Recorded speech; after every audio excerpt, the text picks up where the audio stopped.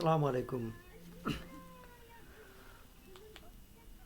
আজকের ভিডিওটা একটু পণ্ডিতি হবে, একটু পণ্ডিতি করার ইচ্ছা হইতেছে।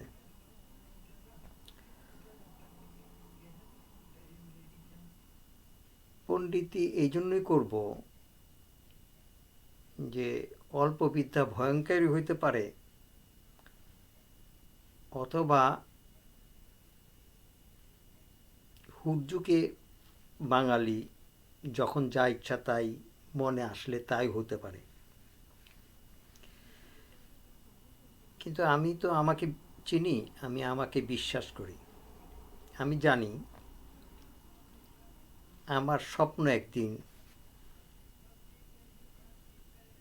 বাস্তবন বাস্তব বাস্তবতা না হলেও কাছাকাছি যেতে পারবো।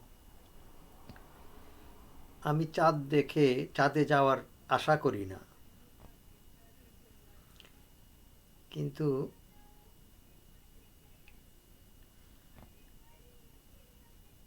চাঁদ নিয়ে ভাবতে খুব ইচ্ছা হয়।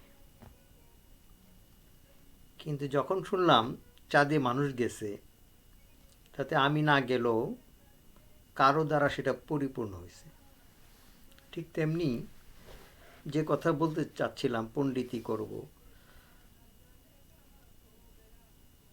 পণ্ডিত জিনিসটা বড়ই অশোভনীয়। কারণ জ্ঞানী লোকেরাই পণ্ডিতি দেখাতে গেলেও কিছু কিছু সময় তাদের প্রশ্নের সম্মুখীন হতে হয় যে বেশি পণ্ডিতি করে। আরেকটা বাংলা ভাষায় কথা আছে সর্দারি। সর্দারি কথাটা আমার ওয়াইফ মাঝে মাঝে আমার গালি দেয়। সর্দারি করি উনি কি, আমি নাকি সব ব্যাপারে সর্দারি করি। তো পণ্ডিতি আর সর্দারি করতে ইচ্ছা হয়, জানি না এটা কোন পর্যায়ে যাবে। তবে কিছু কিছু লোক আছে সমাজে যে অপ্রয়োজনীয় কথা শুনতেও ভালোবাসেন। পণ্ডিতিটা এই জন্য করব, আমি জানি যে বাংলাদেশ বদ্বীপ এলাকা এবং হিমালয় অঞ্চল হতে বৃষ্টিপাত, তুষারপাত, বরফ ইত্যাদি জমে যে নদী প্রবাহিত হয়, সেটা শেষ পর্যায়ে বাংলাদেশ হয়ে বঙ্গোপসাগরে পড়ে। তো সারা বিশ্বে জুড়ে বৃষ্টি হয়, কিন্তু সৌদি আরবের বৃষ্টি প্রবাহ হওয়ার কোনো সুযোগ নাই, বালু শুষে নেয় বা পাহাড় থেকে এসে নদী সৃষ্টি করে না। কারণ সেখানে বৃষ্টির পরিমাণ কম হয়, বা এমনও হয় যে শুষ্ক মৌসুমে বৃষ্টি হওয়াতে বৃষ্টির পানিটা সংরক্ষণ করে না। কিন্তু আল্লাহ এত বড় একটা রহমত, এত বড় একটা সম্পদ আমাদের দেশে এটা প্রতিবাহিত হয়, কিন্তু আমরা এটা সংরক্ষণ করি না। বৃষ্টির পানি হিমালয়ে পড়ে, সেটা নদী প্রবাহ হয়ে সেটা বঙ্গোপসাগরে চলে যায়। এই পানিটা আমরা সংরক্ষণ করি না। কিন্তু এই বৃষ্টির পানি বড় মিষ্টি পানি এবং পরিশুদ্ধ বৃষ্টি, একদম সমুদ্র থেকে সেটা বাষ্প আকারে, এটা বৈজ্ঞানিকরা ভালো বলতে পারেন বৃষ্টির পানিতে কতটুকু পরিশুদ্ধতা আছে। কিন্তু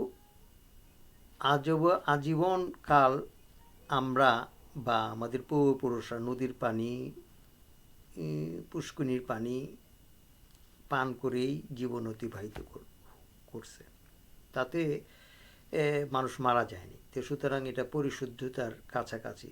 কিন্তু এখন পণ্ডিতি হলো যে বৃষ্টির পানিটা পদ্মা, মেঘনা, যমুনা বিভিন্ন নদী দিয়ে প্রবাহিত হয়ে বঙ্গোপসাগর পরে, এই পানিটা আমরা সংরক্ষণ করতেছি না। আর উপরন্তর আমাদের দাদারা ওই পানিতে বাদ দিয়ে প্রকৃত পানির প্রবাহটাকে তারা অন্যদিকে ডাইভার্ট করে নিছে।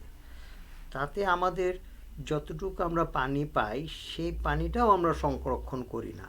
100 ভাগের যে 20 ভাগ ভারত দয়া করে পানি দেয়, সেই পানিটাও আমরা সংরক্ষণ করতে পারি না। তা আমার আজকে পণ্ডিতটার কাজ হলো যে পানি সংরক্ষণ করা, পানি সংগ্রহ করা। পদ্মা মেঘনা নদীর যে বৃষ্টির বর্ষার সময় যে পানিটা আসে, ভারত যে পানিটা ছেড়ে দেয়, সেই পানিটা আবার বঙ্গোপসাগরে পড়ে আমাদের সমস্ত গ্রামগঞ্জ রাস্তাঘাট ভেঙে চুরে শেষ করে বঙ্গোপসাগরে চলে যায়। আমি সেই ব্যবস্থাপনায় একটু কথা বলতে চাই। পণ্ডিত এই জন্যই করি, আমি ব্যাপারে আরও বিস্তার আলোচনা করব, একটু পড়াশোনা করে একটু ভেবে চিনতে দ্বিতীয় ভিডিওটা করব। তবে পণ্ডিতিকটা আপনারা ভালো চোখে দেখেন বা খারাপ চোখে দেখেন, কিন্তু একটু চিন্তা করবেন। ধন্যবাদ।